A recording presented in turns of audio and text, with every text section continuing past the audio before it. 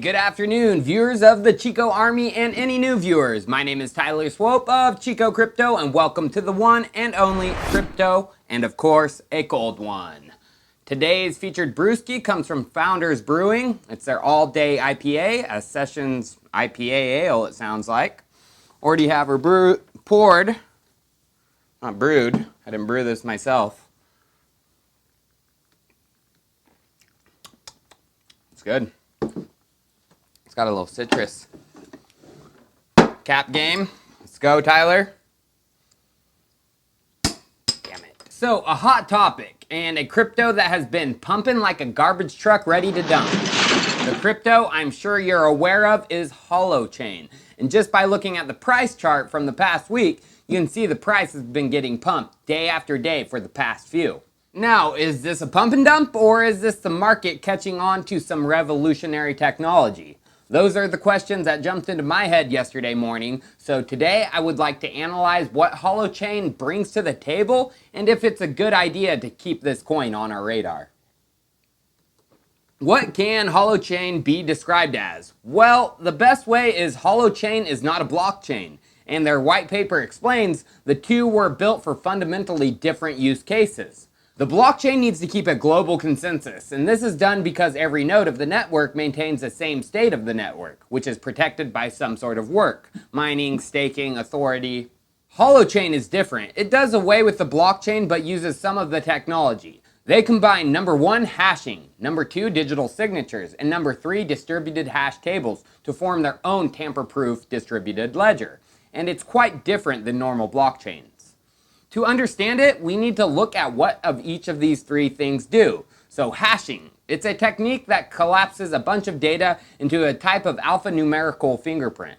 So say the data was some words that formed a message. You have the input of words, which is then hashed by a cryptographic function, and then the output is some hash sum.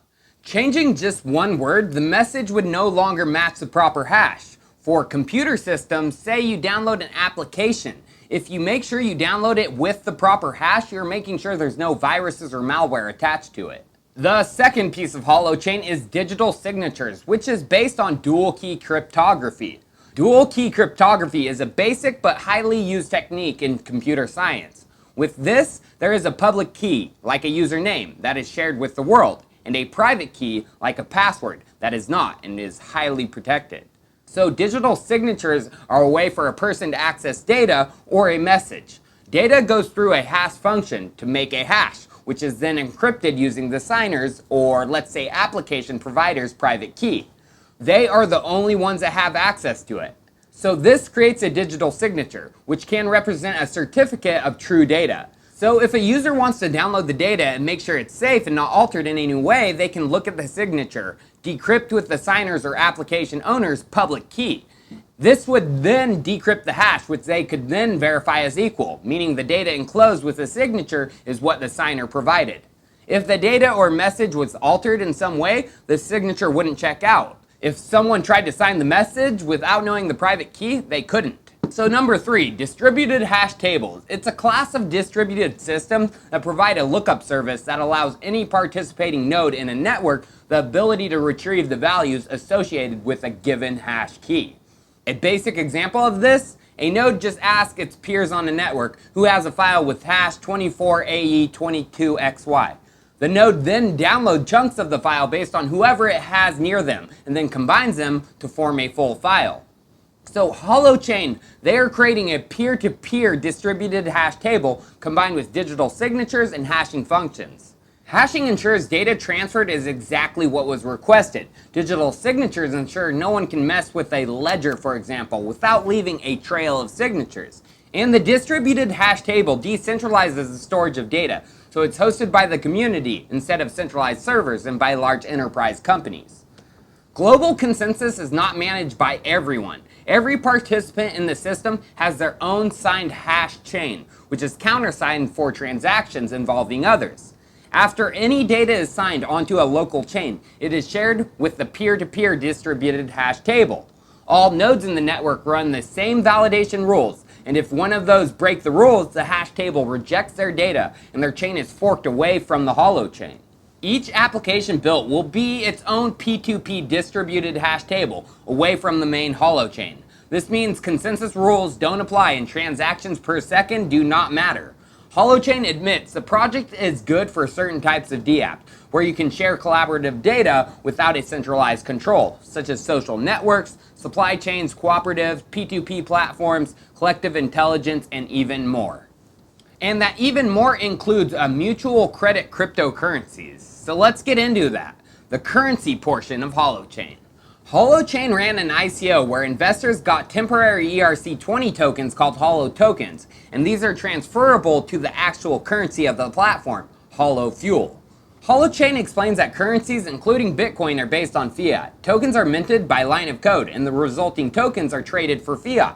This requires global consensus, as movement of the coins needs to be tracked. Holofuel, on the contrary, works like a credit and debit accounting system. Whenever a person or application wants something from another type of node, the system subtracts Holofuel credits from the person wanting something, and adds more Holofuel to their account for performing the wanted action. This means the supply of Holofuel is dynamic, and Holofuel is an asset-backed cryptocurrency, which makes it value stable, not price stable. The market will decide the price, but will be determined by its value it provides, computing power and storage. The fuel is what is used to pay hosts for data storage and processing, but in a debit and credit type manner. Now, the big question I had is, where do these initial credits come from? Well, for my research, after the mainnet launch, all the tokens are distributed to the corresponding ICO holders' accounts on the Holochain from a single account, called the Holo account. This becomes a debt for the Holo account, which slowly reduces by taking percentages of transaction fees. The only question I have is, doesn't this leave a massive debt in the system which will never be resolved? Now, Holochain is approaching on a coin I really love, trying to create a new type of internet. You know the coin? Elastos. So how does it compare to ELA? From my understanding, Holochain would be considered an application layer. Elastos is a base layer. Elastos is basically moving away from the traditional TCP/IP protocol to a more secure one, where truly secure P2P connections can be made. It's truly a new internet, and it's not a new paradigm for distributed applications like Holochain. The Elastos runtime and VM make the connections even more secure, as it's written in C++, and so can directly interact with the kernel of the underlying devices, thus eliminating data leakage and man-in-the-middle attacks. Now, Holochain will be working atop TCP/IP, but they are still working to make secure P2P dApps using the DHT and distributed storage. I know some people in the Holochain community will say it's superior to Elastos because it uses distributed hash tables instead of blockchain. Thing is, though, is that Elastos also uses DHT for pretty much everything, including their carrier. Only IDs are stored on the blockchain, which, if we jump back to an infographic of Holochain, it looks like IDs will be stored on the main chain too.